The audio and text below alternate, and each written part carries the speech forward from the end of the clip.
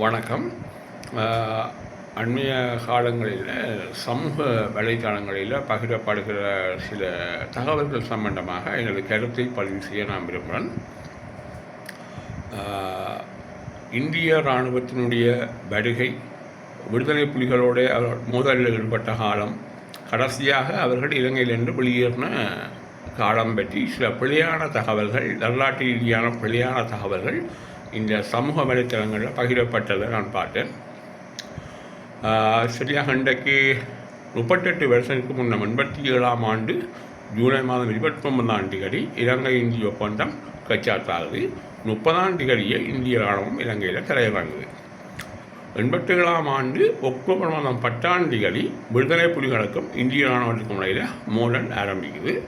அதுக்கு பிறகு 89ஆம் ஆண்டு செப்டம்பர் மாதம் 15ஆம் தேதி இந்திய இராணுவம் விடுதலை புலிகளுக்கு எதிரான சகல நடவடிக்கையை நிறுத்தி கொண்டு முகாம்களுக்கிட முடங்குது. அதுக்கு பிறகு 89ஆம் ஆண்டு செப்டம்பர் 15ஆம் தேதிக்கு பிறகு இலங்கையினுடைய வடக்கு கிழக்கு பகுதிகளில் விடுதலை புலிகள் நிலை கொள்கிறார்கள்.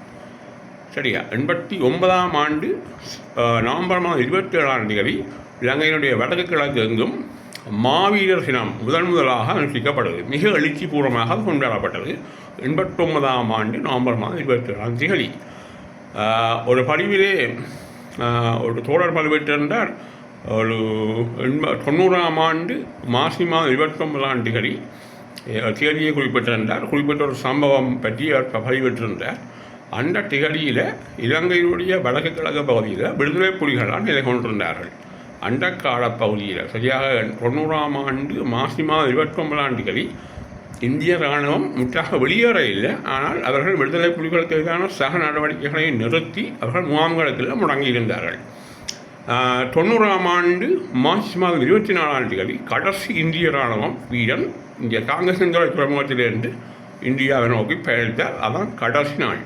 90ஆம் ஆண்டு மார்ச் மாதம் 24ஆம் தேதி கடைசி இந்திய இராணுவ வீரர் இலங்கையை விட்டு வெளியேறின நாள். வணக்கம்.